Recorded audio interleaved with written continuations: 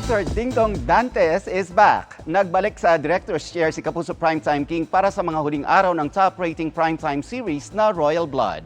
Share ni Dong, marami raw kaabang-abang na twists, kabilang ang pag-crossover ni Jillian Ward as Doc Annalyn Santos ng Abot Kamay na Pangarap. Abangan daw ang mga nakakagulat na revelations na kahit mga cast nga raw sa pinali pa sa September 22, malalaman. Hirap pala yun. Kasi ako yung director, ako rin yung artista.